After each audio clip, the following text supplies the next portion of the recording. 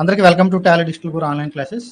మనం ప్రీవియస్ క్లాస్లో ట్యాక్స్ అంటే ఏమిటి, ట్యాక్స్ ఎలా మొదలైంది, దాని గురించి కొంచెం హిస్టరీ బేస్ మీద కొంచెం డీటెయిల్కి మించి ఇంకొంచెం ఎక్కువగానే మాట్లాడుకున్నాము.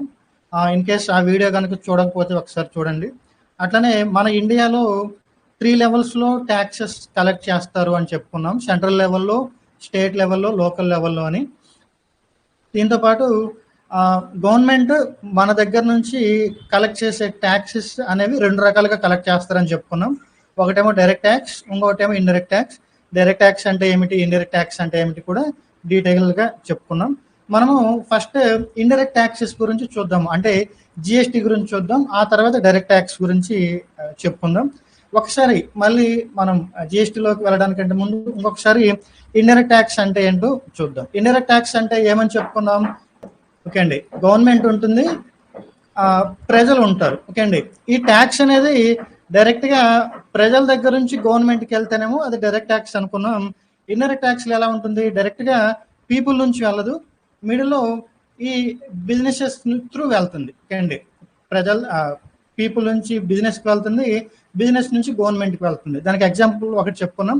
ఫర్ ఎగ్జాంపుల్, ఒక ప్రోడక్ట్ వాల్యూ 10,000 అనుకోండి, దాని మీద జిఎస్టీ రేట్ 12% ఉంటే 1200 అవుతుంది, అంటే 11,200. ఈ 11,200ని బిజినెస్ వాళ్ళు తీసుకుంటారు. ఇందులో 10,000 వీళ్ళు ఉంచేసుకొని ఈ 1200 గవర్నమెంట్కి పే చేస్తారు. ఓకే అండి, 1200 అనేది గవర్నమెంట్కి పే చేస్తారు. ఇక్కడ ఇండైరెక్ట్ ట్యాక్స్లో మీరు అర్థం చేసుకోవాల్సింది ఏంటి అంటే, ఈ ట్యాక్స్ బర్డెన్ అనేది ఏదైతే ఉందో, డైరెక్ట్ ట్యాక్స్ కేసులో అయినా ఇండైరెక్ట్ ట్యాక్స్ కేసులో అయినా ట్యాక్స్ బర్డెన్ అనేది ప్రజలే తీసుకుంటారు, అంటే కస్టమర్ అంటాం. ఇండైరెక్ట్ ట్యాక్స్ కేసులో కస్టమర్ కానీ కన్జ్యూమర్ కానీ ఇలా పిలుస్తూ ఉంటాం. వీళ్ళే ఆ ట్యాక్స్ని బేర్ చేస్తారు, అంటే వాళ్ళు మాత్రం ఆ బర్డెన్ తీసుకుంటారు. కానీ గవర్నమెంట్కి పే చేసేది, అంటే వీళ్ళ దగ్గర నుంచి కలెక్ట్ చేసి పే చేసేది ఎవరంటే బిజినెస్ పీపుల్. ఓకే అండి, ఈ యొక్క డిఫరెన్స్ అర్థం చేసుకోవాలి. చాలా మంది ఎలా అనుకుంటారంటే, ఈ ట్యాక్స్ అనేది ఏదైతే ఉందో, ట్యాక్స్ అనేది బిజినెస్కి బర్డెన్ అనుకుంటారు. బిజినెస్కి బర్డెన్ కాదు, ఏది ఆ పీపుల్ నుంచి కలెక్ట్ చేసి వీళ్ళు గవర్నమెంట్కి పే చేస్తారు. అంటే ఈ మనం లేమన్ లాంగ్వేజ్లో చెప్పుకుంటే మీడియేటర్ లాగా. ఓకే అండి, మళ్ళీ మీడియేటర్ అంటే తప్పుగా అనుకోకండి. ఓకే అండి, నెక్స్ట్ మనం జిఎస్టీ గురించి చూడబోతున్నాం. జిఎస్టీ అంటే ఫుల్ ఫామ్ ఏంటండి, గూడ్స్ అండ్ సర్వీస్ ట్యాక్స్. ఇది మనకి 2015 నుంచి వచ్చింది, మీ అందరికి తెలుసు. ఇది ఏ నినాదంతో వచ్చిందంటే, 1 నేషన్ 1 ట్యాక్స్ 1 మార్కెట్ అనే ఈ యొక్క స్లోగన్తో వచ్చింది.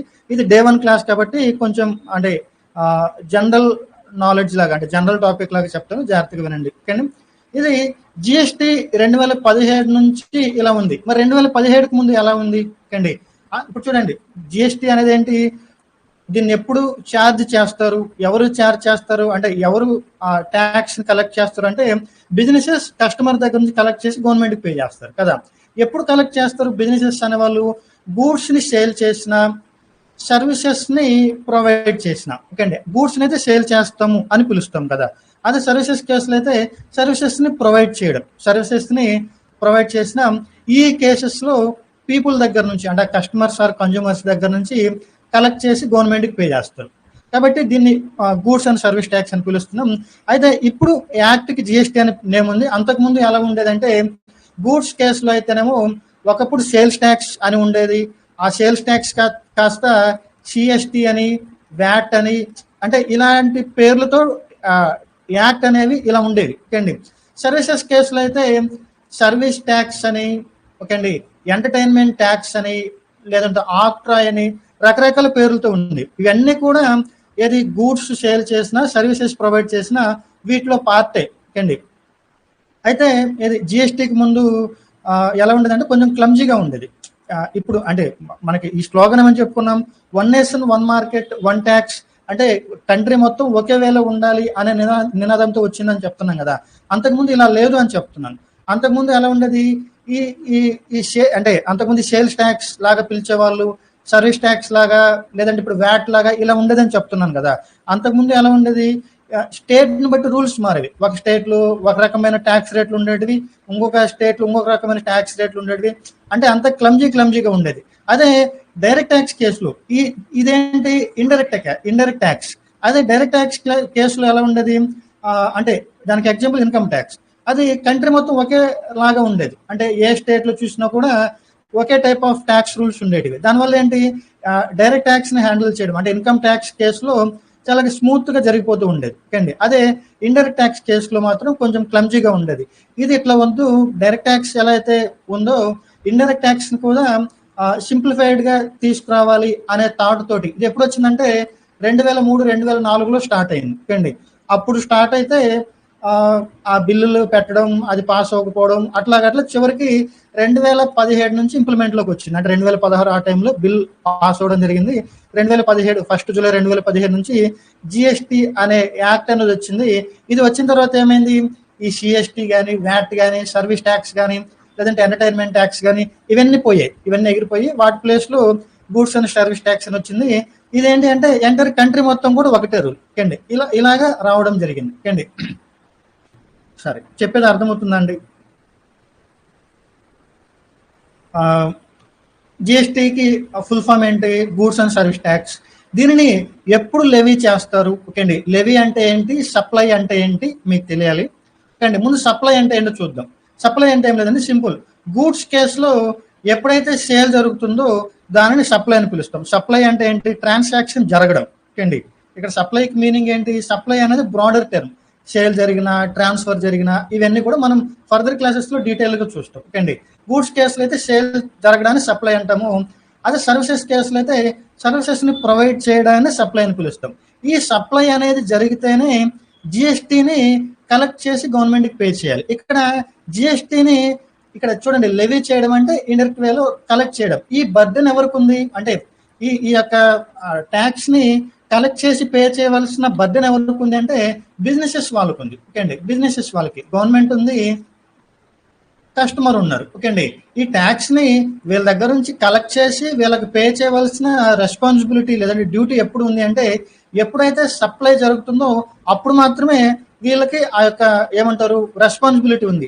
అక్కడ సప్లై అనేది లేకపోతే ఎటువంటి రెస్పాన్సిబిలిటీ లేదు. అంటే ఇప్పుడు మీరు ఒక మొబైల్ షోరూమ్ ఓపెన్ చేస్తారు. ఓకే అండి, ఇప్పుడు మనం అకౌంటెంట్స్ కాబట్టి బిజినెస్ పాయింట్ ఆఫ్ వ్యూలో ఆలోచించాలి. ఓకే అండి, ఇప్పుడు మీరు ఒక బిజినెస్ లో అకౌంటెంట్ వర్క్ చేస్తున్నారు, అది ఒక మొబైల్ షోరూమ్ అనుకోండి. ఇప్పుడు ట్యాక్స్ అనేది ఎప్పుడు కలెక్ట్ చేసి గవర్నమెంట్కి పే చేయాలి, ఏదైనా మొబైల్ని సేల్ చేసినప్పుడు మాత్రమే. ఏమి సేల్ చేయకుండా కలెక్ట్ చేయాలా, కలెక్ట్ చేయవలసిన అవసరం లేదు. ఇప్పుడు సంవత్సరం మొత్తం బిజినెస్ జరగలేదు కాబట్టి సంవత్సరం మొత్తం మనం కలెక్ట్ చేసి పే చేయవలసిన అవసరం లేదు. ఓకే అండి, అంతే. ఇక్కడ మీరు బిజినెస్ స్టార్ట్ చేస్తారు కాబట్టి ఎంతో కొంత కట్టేయాలి మీరు ట్యాక్స్, ఇలాంటి రూల్ లేదు. ఓకే అండి, ఇక్కడ ఏంటంటే మెయిన్ క్రైటీరియా ఏంటంటే సప్లై జరగడం, అంటే సేల్ జరగడం. అదే సర్వీసెస్ కేసులో అయితే సర్వీస్ ప్రొవైడ్ చేయడం. ఇక్కడ సర్వీసెస్ కేసులో ఎగ్జాంపుల్ మూవీ టికెట్స్ చూడండి. ఇప్పుడు మీరు ఒక థియేటర్ సైడ్ నుంచి ఆలోచించండి. వాళ్ళు ఎవరికైనా ఒక కస్టమర్కి టికెట్ అమ్మితేనే ఆ టికెట్ మీద జిఎస్టీ కలెక్ట్ చేసి గవర్నమెంట్కి పే చేస్తారు. అదేంటి, ఎంటర్టైన్మెంట్ సర్వీస్ కదా.